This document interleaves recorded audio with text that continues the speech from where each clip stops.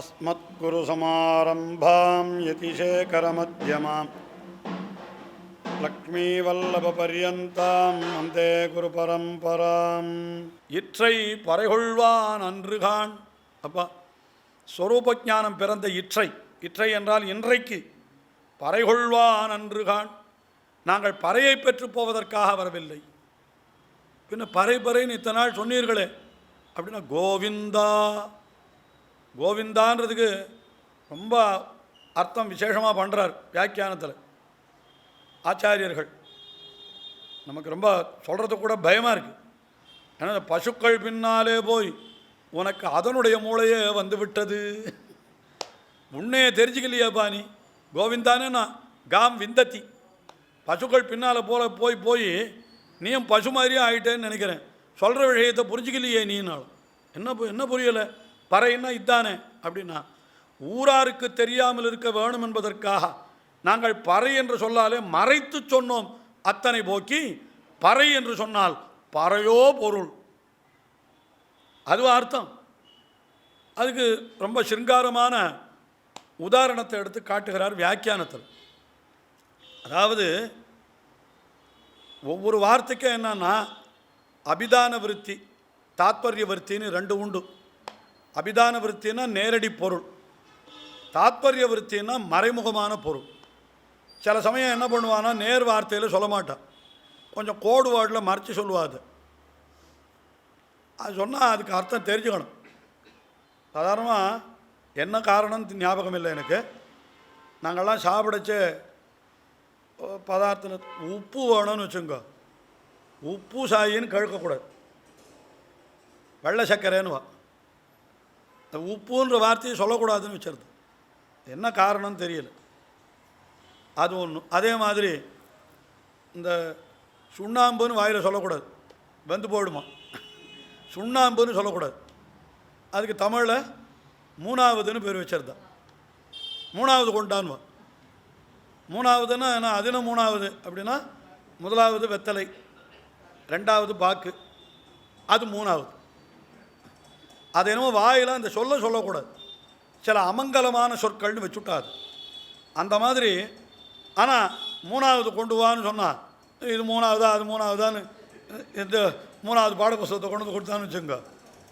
அதான் மூணாவதுன்னா வெறும் மூன்றாவதுன்னு சொன்னால் அதுக்கு அபிதான விருத்தி தான் அது. சாதாரணமாக இப்போ எங்கள் காலத்தில் ஒருத்தர் போய் மூணாவது கொண்டான்னு சொன்னால் தாத்பரிய விருத்தி தெரிஞ்சவனாக இருந்தால் நேராக சுண்ணாம்பு டப்பாவை கொண்டு போய் வச்சுருவான். அதுதான் விஷயம். அது நேர சப்தத்தை சொல்கிறது இல்லைன்றது சில இடங்களில் உண்டு. அது தெரிஞ்சிருக்குன்னு நினைக்கிறேன் உங்களுக்கு. இது சிருங்காரமாக உதாரணம் சொல்கிறேன். ஒருத்தன் அப்போ தான் புதுசாக கல்யாணமாகி மாப்பிள்ளை வீட்டுக்கு வந்தானான். பிள்ளை தன்னுடைய மனைவியை அழைச்சிட்டு ஆற்று உள்ள நுழையிற பொழுது கூடத்திலேயே மாமனாரோ மாமியாரோ இருக்கான்னு வச்சுங்க. மாமியார் உட்காண்டிருக்கா. உடனே இவள் என்ன பண்ணினாள், இவன் நேராக தன்னுடைய அறைக்கு போகிறான் பிள்ளை. ஆனால் அந்த காலத்து மாட்டு பொண்ணாக இருந்தால் என்ன பண்ணுவோம், மாமியார் காலில் விழுந்து சேவிச்சுட்டு அவளோட உட்காந்து கொஞ்ச நாள் வார்த்தை சொல்லுவோம். நேராக இவன் பின்னால் போகக்கூடாது. அது போனால் பெரியவாள் மதிக்காது போனதாக ஆகிடும். அது அந்த காலத்தில். இந்த காலத்தில் யாரும் பயப்படாதுங்க. என்ன அந்த காலத்தில் அப்படி தான் வச்சுருந்தா என்ன. உடனே இவனுக்கு மனைவியோட வார்த்தை சொல்லணும், தன்னுடைய ஆற்றை சுற்றி காமிக்கணும், தன்னை பற்றி பேசணும், ஏதோ இவனுக்கு ஆசையாக இருக்குது. ஆனால் அவ்வளோ அம்மாவோடையே உட்காந்து பேசிகிட்டு இருக்கா. உடனே இவன் என்ன பண்ணுவானா, அங்கேருந்து அடியே கொஞ்சம் தண்ணீர் கொண்டு வா அப்படின்னு. குடிக்கணும், தீர்த்தம் கொண்டா, தண்ணி கொண்டு வா அப்படின்னா. அது என்ன அபிப்பிராயம்னா, அவளை எப்படி கூப்பிடுறது, அம்மாவோட பேஷண்ட்டுக்களை கொஞ்சம் தண்ணி கொண்டா அப்படின்னு கத்தினான்.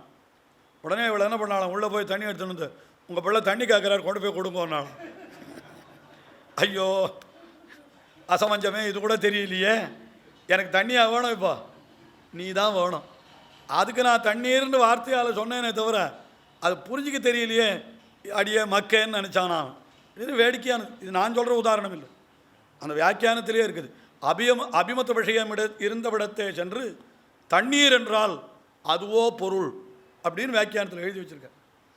அதனால் சப்தத்துக்கு அர்த்தம் அது எந்த இடத்துல யார் சொல்கிறான்றதை பார்த்து தான் அர்த்தம் நிர்ணயம் பண்ணணும். நாங்கள் பறைன்னு சொன்னாக்கா இந்த தப்பட்டையாக வேணும் எங்களுக்கு இது வேண்டாம். இந்த பறை என்கிற சொல்லாலே நாங்கள் சொன்ன விஷயமே வேற என்ன, அது என்னதுன்னு கேட்குறேன். அதைத்தான் இவ சொல்கிறான். என்ன சொல்கிறா? அன்றுகான் கோவிந்தா. இந்த கோவிந்தான்னு சப்தத்துக்கு இந்த அர்த்தம் பண்ணினார். அதுகள் பின்னால் பசுக்கள் பின்னால் போய் போய் உனக்கும் பசுக்கள் அளவே அறிவாகிவிட்டதோ, அபிதான விருத்தி தான் தெரிஞ்சதே தவிர மேலெழுந்த பொருள் அதுதான் தெரிஞ்சதே தவிர தாத்பரிய விருத்தி அதனுடைய உட்பொருள் தெரியலையே உனக்கு அப்படின்னு சொன்னாலும். சரி, என்ன வேணும் நீங்களே சொல்லுங்க. மறுபடியும் கழுக்கிறான். உந்தன்னோடு உத்தோமேயாவோம் உனக்கே நாம் ஆட்செய்வோம் மத்தெனங்காமங்கள் மாத்து என்று 3 விஷயத்தை சொல்கிறேன். உந்தன்னோடு உத்தோமேயாவோம்னு சொல்கிறேன். உத்தோமேயாவோம்னா உனக்கு உறவினர்களாகவே நாங்கள் ஆகக்கடவோம். அது ஆண்டாள் சொல்கிறபடியினால வியாக்கியானத்தில் என்ன காட்டினார்னா, ஆண்டாள் சொல்கிறபடியினாலே ஆண்டாள் என்பவள் பிராட்டி ஆகியினாலே எம்பெருமான் அவதரிக்கிற ஓரோரு அவதாரந்தோறும் இவளும் கூடவே அவதரித்து அவனுக்கு தொண்டு செய்பவள். ராகவத்வே அபவத் சீதா ருக்மிணி கிருஷ்ண ஜன்மணி என்று சொல்லப்பட்டபடி ஓரோரு அவதாரத்திலும் இவள் கூட அவதரிக்கிறபடியினாலே எற்றைக்கும் 7 பிறவிக்கும்னு சொன்னான். முந்தன்னோடு உற்றோமே யாவோம்னு சொன்னான். என்ன இது ஒரு அர்த்தம் சொல்லலாம். இன்னொரு அர்த்தம் வேறு பிரகரணங்களிலே சொல்லப்பட்டதை வைத்துக்கொண்டு நாம் பார்க்கிற பொழுது இப்போது உற்றோமே ஆவோம்னு சொல்ல வேண்டிய அவசியமே கிடையாது. நியாயமாக பார்த்தா ஏன் கிடையாது? என்னால் பகவானுக்கும் நமக்கும் இருக்கிற உறவு என்கிறது அது நிரந்தரம். அது அந்த உறவை ஒருபொழுதும் நாம் வரவழைத்துக் கொள்வதும் இல்லை, அதை போக்கடிப்பதும் இல்லை. கீழ்ப்பாசுரத்தில் அது நன்னா சொல்லி ஆயிடுது. என்ன சொன்னா? உந்தன்னோடு உறவேல் நமக்கு இங்கு ஒழிக்க ஒழியாது. ஒழிக்க ஒழியாத உறவுன்னா என்ன அர்த்தம்? நாம் நினைத்தால் கூட அந்த உறவை ஒழித்து கொள்ள முடியாதுன்னு அர்த்தம். அது வேறு வழியே கிடையாது. அதை மாத்திரம் நீக்கவே முடியாது. ஒரு விஷயம் நான் சொல்கிறேன். இப்போ இந்த பிறவியில் நமக்கு இன்னார் தாயார் என்று ஒரு உறவு ஏற்பட்டு இருக்கிறது, அது முடிந்து விட்டதானால் நமக்கு என்னதான் பிடிக்கலைன்னாலும் அந்த உறவை ஒழித்து கொள்ள முடியுமோ? அதை ஒழிக்கிறதுக்கு ஒன்றும் வழியே கிடையாது. ஆனால் கூட சாஸ்திரத்தில் ஏதோ சொல்லியிருக்குது, வேண்டானா கடசிரார்த்தம் பண்ணு அப்படின்னு சொல்லியிருக்குதுன்னு சொன்னால் கூட என்ன தான் பண்ணினாலும் அவன் இன்னாருடைய பிள்ளை என்கிறது மாறாதோ இல்லையோ. ஆனால் இது கூட அந்த பிறவியில் மட்டும்தான். ஏன்னா இது இந்த கர்மத்தினால் ஏற்படுகிறது. இப்போ இந்த ஜென்மத்தில் நான் இவருக்கு பிள்ளை, அடுத்த ஜென்மத்தில் அவர் யாருக்கு தாப்பினார், நான் யாருக்கு பிள்ளைன்றது யாருக்குமே தெரியாது. அவளுடைய கர்மத்துக்கு சேர அது மாறிக்கொண்டே போகிறது. ஆனால் பகவானுக்கும் நமக்கும் இருக்கிற உறவு என்கிறது ஒழிக்க ஒழியாத உறவு. அது யாருமே மாற்ற முடியாது. அது என்னைக்கும் உள்ளது. அப்படி இருக்கிற பொழுதோ இவள் உற்றோமே ஆவோம்னு எதுக்கு சொல்லணும்? ஆவோம்னா என்ன அர்த்தம்? இனிமேல் ஆவோம்னு தானே. அது என்னது? எதிர்கால வினை முற்றுவது இல்லையா? ஆவோம் என்கிறது நாங்கள் ஆகப் போகிறோம் அப்படின்ற மாதிரி எதிர்காலத்தில் இருக்கிற வினைமுற்று போல இருக்காது. எதிர்காலம் இல்லையா சுவாமி? இறந்த காலத்துலேயும் அதுதான், நிகழ்காலத்துலேயும் அதுதான், அதே தான் எதிர்காலத்துலேயும். அது எதுக்கு தனியாக சொல்லணும் அப்படின்னா, அங்கே ஒரு தாத்பரியம் மற்றொரு இடத்துல காட்டின விஷயத்தை வைத்து இங்கே சேர்த்து சொல்லுகிறேன். என்னன்னா, நமக்கும் பகவானுக்கும் உறவு இருந்தால் மட்டும் போறாது. உறவு இருக்குதுன்னு தெரிஞ்சுக்கணும். தெரிந்து கொள்ளலைன்னா உறவு இருந்தும் பிரயோஜனம் இல்லை. அவ்வளவு. புரியுறதா உங்களுக்கு? உறவு இருக்குதுன்னு தெரிந்து கொள்ளலைன்னா அந்த உறவு இருந்து என்ன பயன்? இல்லை, ஒரு பெரிய கோட்டீஸ்வரர் இருக்கார், அவருடைய ஒரே பிள்ளை ஏதோ சின்ன வயசில் காணாமல் போயிட்டான், எங்கேயோ போயிட்டான். கடைசியில் என்ன ஆகிடுது? இவன் அப்பாவும் மகனும் சேரவே முடியாது போய் அவர் மறைந்து போய் விட்டார்னு வச்சுங்க. இவனுக்கு அவர் தான் தாப்பினார்னு தெரியவே இல்லைன்னாக்க கடைசி வரைக்கும் அவருடைய சொத்து எதுவுமே இவனுக்கு வரப்போகிறதில்லை. தகப்பனார் மகன் உறவு தெரிஞ்சால் தானே, ஒருத்தருக்கு ஒருத்தர் தெரிஞ்சால் தானே அது வந்து சேரும். ஆனால் உறவு இருக்குது, ஆனால் தெரியலைன்னா எப்படி உபயோகமாகாது? தெரிஞ்சால் தான் உபயோகமாகும், தெரியலைன்னா உபயோகம் ஆகாது. அதில் ஒன்றும் சந்தேகமே வேண்டாம். அதை பராசர பட்டர் ரொம்ப இதே விஷயந்தான் இப்போ நான் சொன்னது ரொம்ப சுருக்கமாக சொல்லிவிட்டேன். கொஞ்சம் சின்ன கதையாக விவரித்திருக்கிறார். 736 அப்படி வியாக்கியானத்தில் பட்டர் அருளி செய்தார்னு காட்டியிருக்கார். ஒரு வியாபாரி அவன் என்ன படகு நிறைய கப்பல் கட்டிண்டு வெளியூரில் சம்பாதிக்கிறதுக்கு புறப்பட்டான். அவனுடைய மனைவி பூர்ண கர்ப்பிணியாக இருந்தாள். ஆகிப்போச்சு, இன்னும் ஒரு மாதத்தில் அவளுக்கு பிரசவமாக போகிறது. ஒரு மாதமோ 2 மாதமோ பிரசவமாக போகிறது. இவன் சொன்னான், நான் போயிட்டு எவ்வளோ சீக்கிரம் முடியுமோ அவ்வளோ சீக்கிரம் வந்துடுறேன், 2 மாதத்துக்குள்ளே கண்டிப்பாக நீ பிரசவிக்கிறதுக்குள்ளே வந்துடுறேன்னு சொல்கிறான். அவன் பறட்டு போனான்.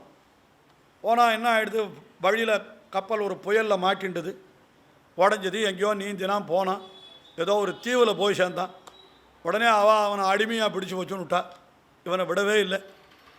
கடைசியில் இவனால் ஒன்றுமே பண்ண முடியல. 30 வயசில் போனவன் கடைசியில் 20 வருஷம் கழித்து 50 வயசில் ஏதோ ஒரு வழியாக இவனுக்கு விடுதலை கிடச்சிது.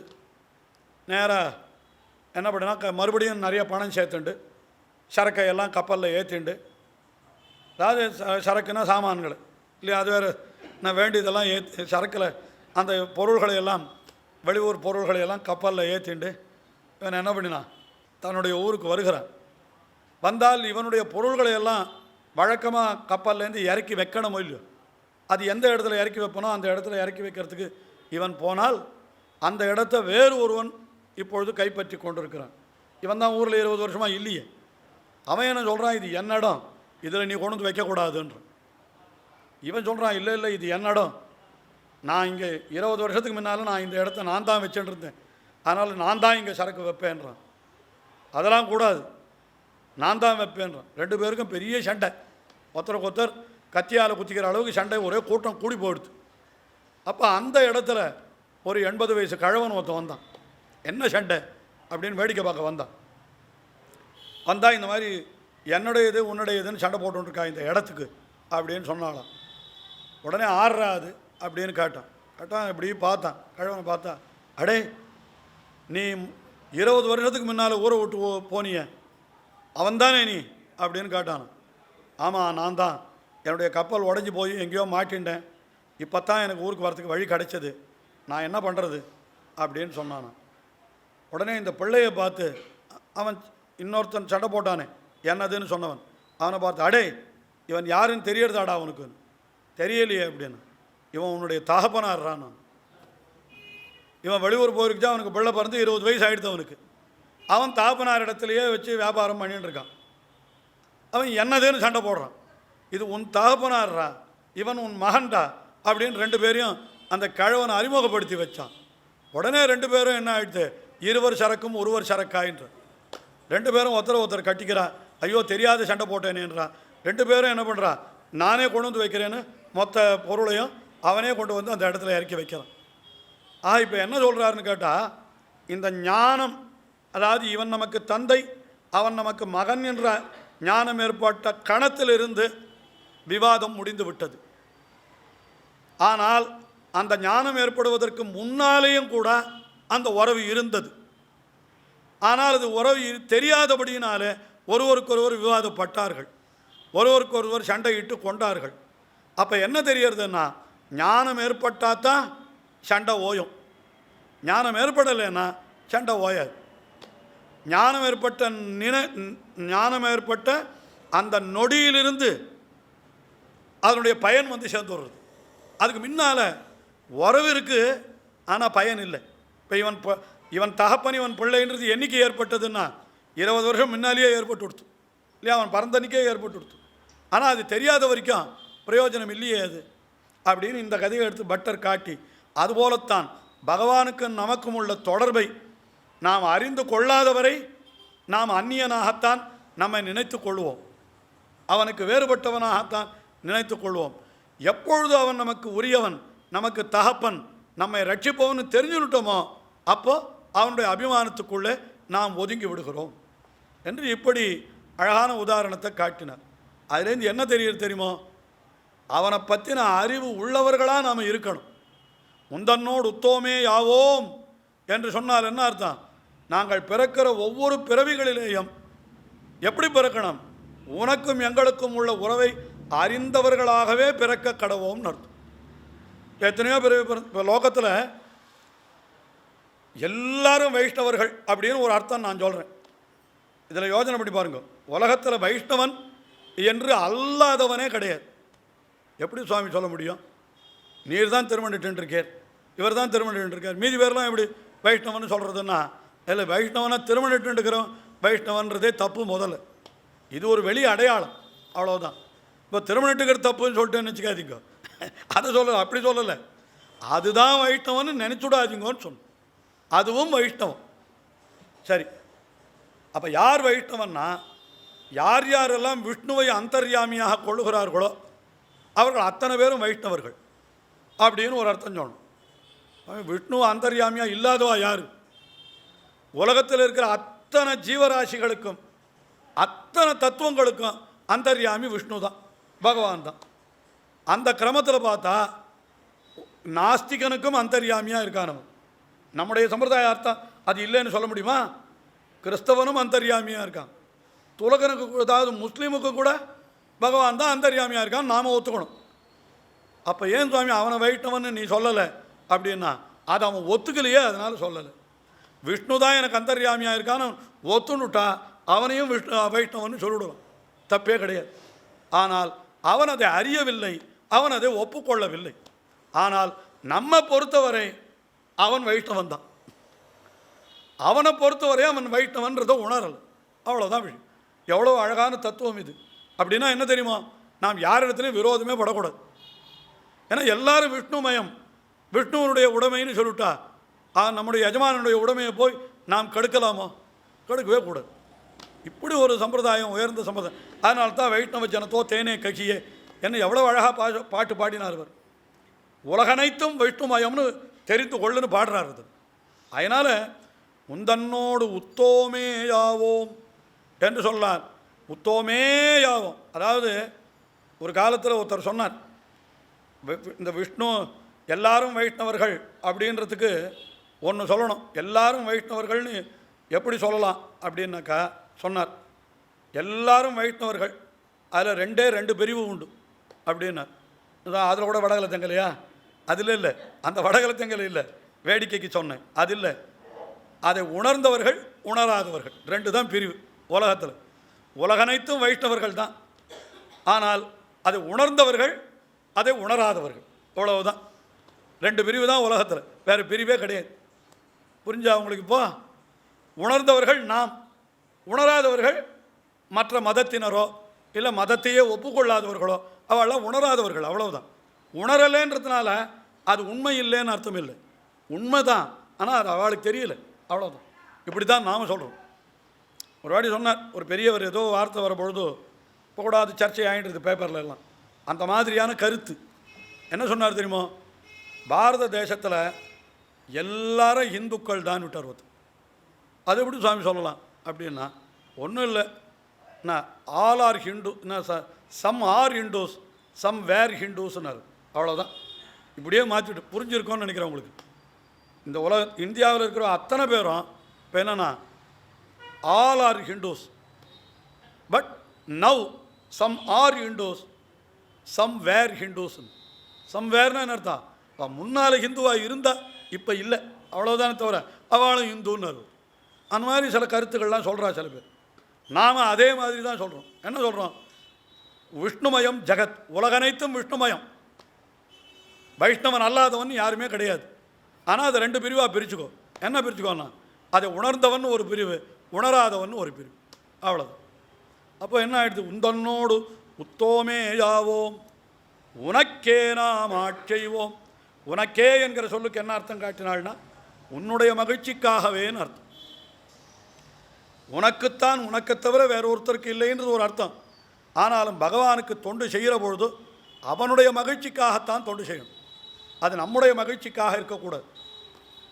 அப்படின்னா ஏன் சொல்கிறா அப்படின்னா, நம்முடைய மகிழ்ச்சிக்காக எந்த இடத்துலையுமே அவன் திருப்திக்காக கைங்கரியம் பண்ணணும், நம்ம திருப்திக்கு பண்ணக்கூடாதுன்ற. ஏன் அப்படி பண்ணணும்னு கேட்டால், நம்ம திருப்திக்குன்னு பண்ணினா கொஞ்சம் மனச்சியே போகிறோன்னு திருப்தி உண்டாயிடும், நமக்கு வச்சுட்டு போயிடும். அவன் திருப்திக்கு பண்ணினா தான் அவன் திருவுள்ளம் உகக்கிற வரைக்கும் பண்ணும். ரெண்டாவது, நான் என் திருப்திக்குன்னு பண்ணுற பொழுதோ அதில் ஒரு அகங்காரம் ஊறி போகிறது, அதுவும் கூடாது. அதனால தான் அவனுக்கேன்னு சொன்னாள். உனக்கேன்னா உன்னுடைய மகிழ்ச்சிக்காகவேன்னு சொன்ன. எல்லாம் ரொம்ப அழகாக உதாரணங்கள் சொல்லி விளக்கிற வழக்கம் நான்.